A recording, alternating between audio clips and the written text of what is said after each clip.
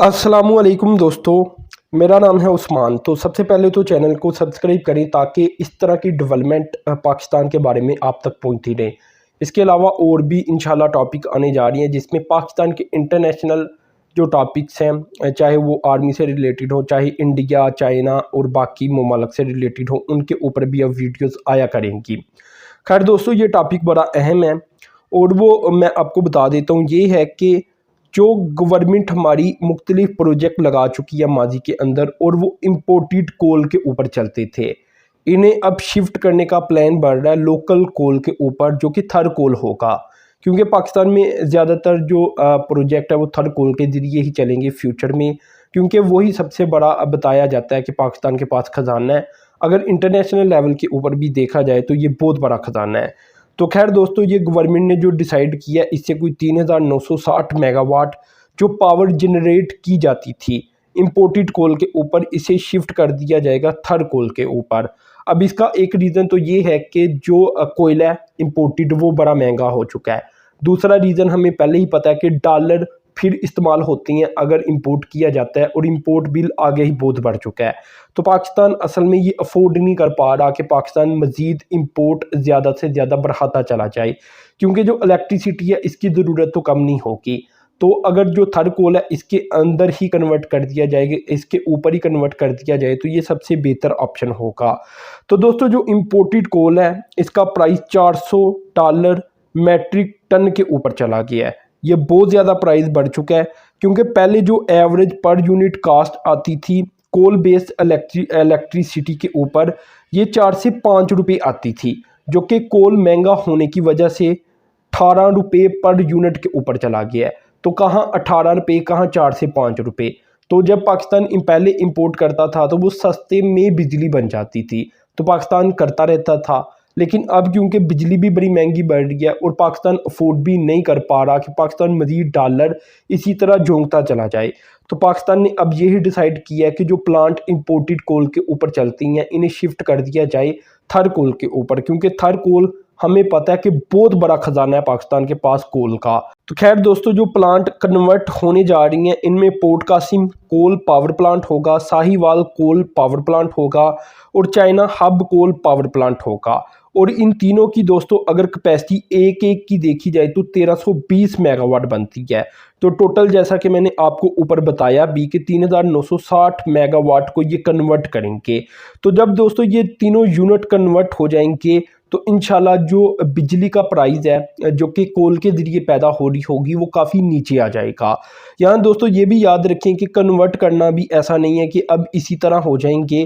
तो power division को पहले एक असेसमेंट रिपोर्ट तैयार करनी पड़ेगी और इसके लिए एक फर्म को हायर करना पड़ेगा जो कि ये काम कर सके, और ये देखना पड़ेगा कि जो imported coal base electricity power plant है इन्हें third coal as a fuel इस्तेमाल करने में अगर कन्वर्ट किया जाता है तो इसकी एडिशनल कास्ट क्या आएगी, क्योंकि ज़ाहिर सी बात है जब इसे कन्वर्ट किया जाना है तो इसके ऊपर खर्चा आएगा, तो इसमें टाइम भी लगेगा।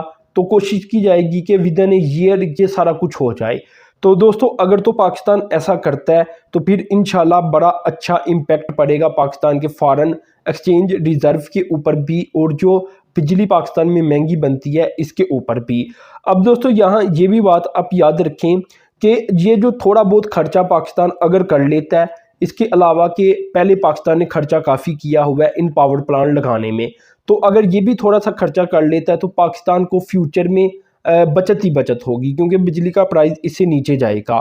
इसी तरह दोस्तों 660 मेगावाट का एक इलेक्ट्रिसिटी बेस जो पावर प्लांट है ये थर्ड कोल में लगाया भी जा चुका है और नेशनल ग्रिड के साथ कनेक्ट भी कर दिया गया है। ये अभी कुछ दिन पहले भी मैंने आपको बताया है, और वो दोस्तों थर का ही कोयला इस्तेमाल किया जा रहा है उसके अंदर। इसके अलावा एक और पावर प्लांट है जो कि 660 मेगावाट का बनता है, कराची में लकी पावर प्लांट की जानिब से लगाया जा रहा है, और ये भी दोस्तों थर कोल को एज ए फ्यूल इस्तेमाल करेगा।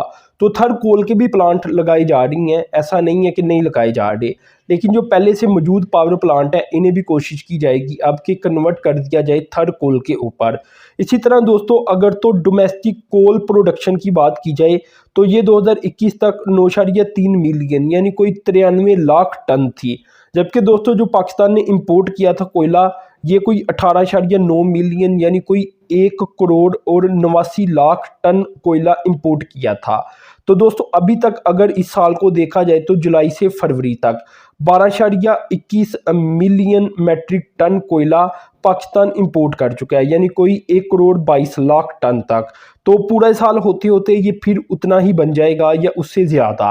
तो पाकिस्तान को अब दो काम करने पड़ेंगे। एक तो यह है कि अपनी जो थर्ड कोल की प्रोडक्शन है इसमें बेपनाह इजाफा करना पड़ेगा, ताकि जो कोयला पाकिस्तान इंपोर्ट करता है ये काफ़ी कम हो जाए। और ये भी बात दोस्तों याद रखें कि ज़्यादातर जो कोयला पाकिस्तान इंपोर्ट करता है या लोकल सतह के ऊपर अब पैदा कर रहा है थर्ड कोल के ज़रिए, वो ज़्यादातर बिजली बनाने में ही इस्तेमाल होता है पावर प्लांट के अंदर। और ये दोस्तों कोई 44.5% बनता है अगर जुलाई से मार्च तक देखा जाए सिर्फ।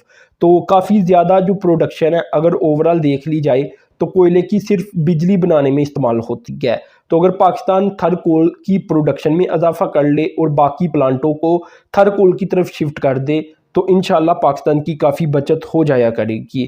तो दोस्तों अपने वीडियो को लाइक शेयर कमेंट कर देना। अब तक के लिए इतनी था। अल्लाह हाफिज़।